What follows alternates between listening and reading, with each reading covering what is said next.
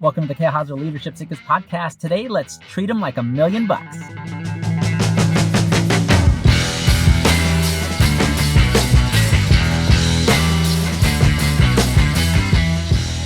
And welcome back to the Kale Houser Leadership Secrets podcast. My name is Kale Houser, your host for today, and also the co-founder and CEO of Kale Houser Leadership. We help small businesses create amazing leadership teams, as well as do sales and marketing training, if that is something that you're looking for.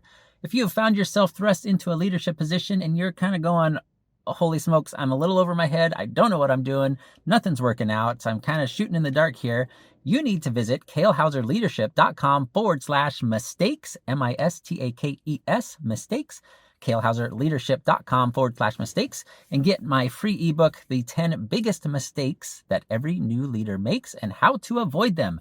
Man, this will help you tremendously on your journey to figure out how do you connect with teams? How do you create culture? How do you help people meet their goals and get people to show up to work on time? All those types of things that go into being the leader in business.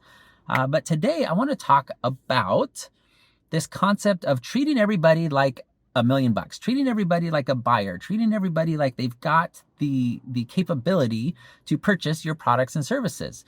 Now, this isn't necessarily leadership focused, but this is absolutely having to do with business in the sense of how do you what's the right word I want to use?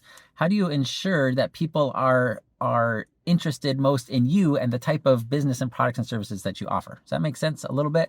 I'll explain a little bit more.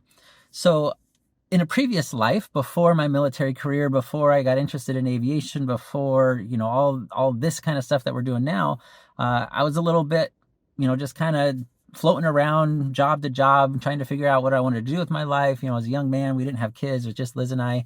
And I landed at a company called Olympic Boat Centers. They're up here in Washington State.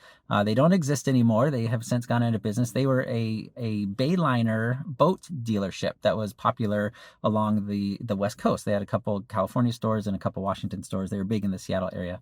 I started in their parts department, just kind of doing it as, a job. I was probably making, $7, $8 an hour, whatever it was back then. Nothing to write home about. But they would hold, of course, the Seattle Boat Show was every winter. And first of all, you're going like, well, why would you hold a boat show in the winter? Well, one is to get sales because nobody buys boats in the winter. So that's why you hold a big boat show, is to get people to buy boats at that point, by doing all your sales and things. But they were always right there. Seattle Boat Show is huge. It's one of the big ones, certainly not like LA level or Miami or anything of that nature, but it's a pretty big boat show. And my company, it was essentially all hands on deck. All the technicians were down there setting up boats and transporting and all that kind of stuff. And then, even the guys like me, the parts guys and the service guys, were kind of conscripted to be salesmen on the floor, which was exciting for me. It was something I'd never done before. And the opportunity to just kind of, spend a week down in Seattle hanging out and trying to sell boats. And of course, we got, the commissions and things from that. But of course, as a non-dedicated salesperson, like that wasn't my job in the company. I was a parts guy, remember? I was kind of relegated to the floor models, the cheaper boats, the entry-level stuff. They certainly didn't let me sell any of the big stuff. But that's another story if I haven't told you that one before, when I was at the Canadian Boat Show. But anyway, I remember this story because there's so much downtime, like, on the Tuesday afternoon at 2:00, like there's hardly anyone there. And, just hanging out, I'm a young guy. I'm just hanging out with some of the other salesmen that have been doing this, some of the kind of your old salty guys that have been doing this for a while. They're pretty gnarly in their approach and all that kind of stuff. But they're just kind of telling you stories, regaling the young guy with all their stories and stuff. And I'll never forget this one piece of advice from this. He was a little bit of an older gentleman, but not super old. Like he was probably in his 50s or so, but he'd been selling for a long time, like as a career, but like kind of a hard life with selling. Okay.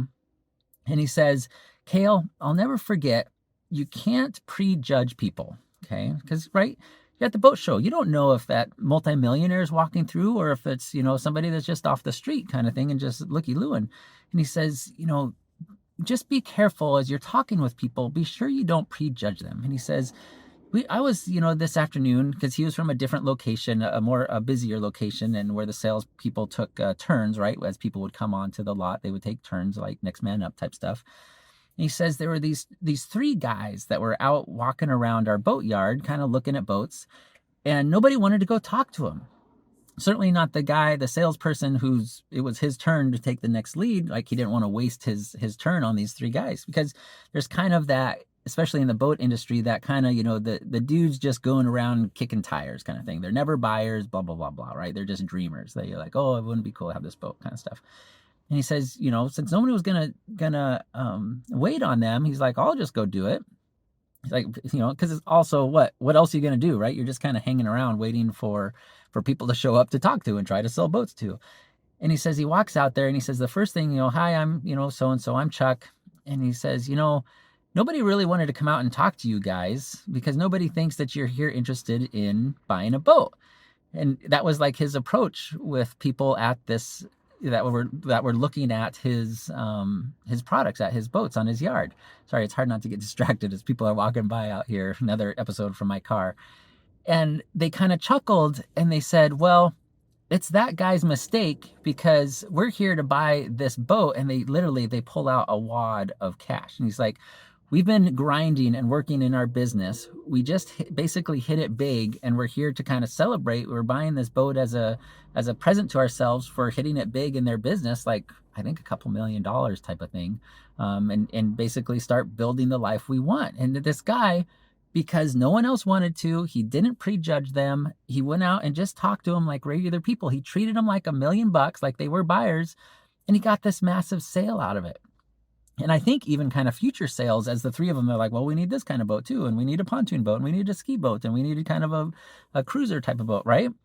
And it turned out to this major thing, and that always stuck with me. I'm like, okay, you're right, because especially in sales, like that's what you're there for. Well, fast forward, like I said, now the Canadian boat show. So again, I'm up in the Pacific Northwest, so in Vancouver, British Columbia, they had their big boat show, and we had at the time an Olympic Boat Center location in Canada. And same thing, they're like, hey, we need extra salespeople to manage the floor and help us out here. So I volunteered. I'm like, yeah, it's kind of cool going down to Seattle. I'll do it again, And I was still a parts guy. After the Seattle Boat Show, I went and became a parts guy again. I got a couple sales from the Seattle Boat Show. So I'm up there, and it's the same thing, not only now am I a parts guy, but I'm also the American at the Canadian Boat Show, relegated to the ground floor. And I was told specifically, like, you will not go up to like where the 24-foot cruisers and stuff, like the $100,000 plus boats are at. I'm like, okay, that's fine. I'm here to help. Like, whatever you guys need, I'll hang out down here. Well, again, I'll never forget. It was like late on a, random like Thursday, and there's no one else. Like, everyone had kind of they're like, oh, this sucks. This is boring. I'm going to go, get something to eat or go use the restroom or whatever. And I'm down on the floor hanging around my small little, 15-foot and 19-foot ski boats kind of stuff. And I see these two Asian guys, because again, we're in Vancouver, Canada. It's very, very big Asian community there. And no one's talking to them. They're like up on the ramp, right? Because they brought in the big 24 and 32-foot boats, and then you have to build ramps so people can get in and out of them real easily. And nobody's talking to them. Like, I watched them for probably a good 5 minutes or so, and literally no one had gone up and talked to these guys, and there's no one around. So I kind of went like, screw it. I'm literally doing nothing else. There's no one else here. There's no other customers walking around like this entire boat show. And so I walk up there and I just say, hi guys, my name's Kale. How you guys doing tonight? Just the opener, I forget what it was, but essentially just started talking to him like, is there anything I can answer for you on these boats or get you information on all this stuff? And that, at the boat show, they've got the price placards all set up out there.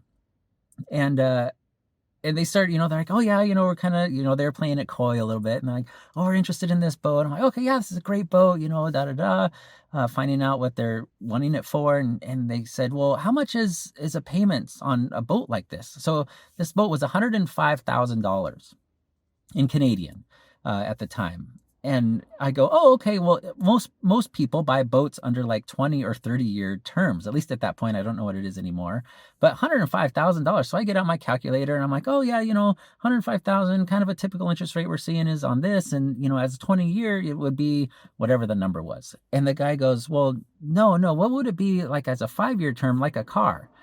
And that's where I go, oh, okay, you are the type of people that buy $105,000, $110,000 cars. So now you're looking for a boat. And I go, oh, okay, sure. And I figured out, and of course it was a massively much higher amount.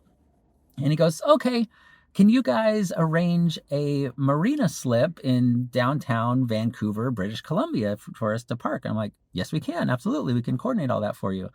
Okay, cool. We'll take it. And it was literally like that. I said, okay, great. Pulled out the little contract, wrote in all their information, got their credit card for the deposit, took it over to the Canadian Olympic Boat Center manager, and I said, hey, I just sold this, I think it was like a 32-foot cruiser, whatever, it was 26-foot cruiser. And he's like, what are you talking about? I said, yeah, nobody was up there. I watched them for 5 minutes. Nobody talked to them. And so I just went and said hi, and they bought the boat. And of course, the salesmen were pissed. They're like absolutely pissed off. The store manager's like, awesome, Kale, like he's our number one salesman kind of thing, because all I did was I didn't prejudge. That's the only difference. I didn't look at those two guys and go, oh, those guys aren't buyers. Like, oh, they're just, a bunch of middle-aged men. They're just kicking around, wasting time at the boat show. Like, no, like they went, and I went up to them and I didn't think it was such a waste of my time to talk to another person. And I really want to encourage you. Grant says it very clearly and often, like, treat everybody like buyers. Treat everybody like a millionaire. And that includes your staff. Treat everybody on your staff like they are capable, like they want to be there, like they are able to meet their goals, like they're worthy of their goals that they have for their life. And once you start treating people like that, you will see and you will find that your world starts to open up to opportunity that you just otherwise wouldn't get. I would have never gotten that boat sale if I'd have just said, that's not my job up there to talk to those guys, or those guys aren't buyers, a complete waste of my time. Forget that I'm literally doing nothing else but hanging out here until the boat show closes that night. And the same thing with the other salesman at his, forget that he's literally doing nothing else, but just go talk to the people. Find out, maybe they're not a buyer right there, but because you started a relationship and you showed them that respect, you showed them that time commitment, in 6 months, maybe they are. In a month, maybe they are. Maybe in 3 years they are. It says, we just hit it big. We want to buy this 65-foot yacht now, right? It's a matter of investing in people, not for necessarily the short-term gains, but for the gains of understanding the human psyche in the sense of everybody wants to be a buyer. They may not be physically or financially able at that moment, but man, more than likely, eventually they will be. And how are you servicing them? They're going to remember the people that service them like millionaires. And the same with your people, the same with your employees. So stop ignoring this aspect of your business and your employees and how you treat them. Do you give them the benefit of the doubt? Do you treat them like the star employee? Or do you treat them like the scum that's not worth your time to invest and mentor and guide and help them reach their goals? Once you go to the latter, or to the former, whatever it is, treat them like $1 million, you will see your business start to change and the attitudes of your people around you start to change. So I'd highly encourage you to do that.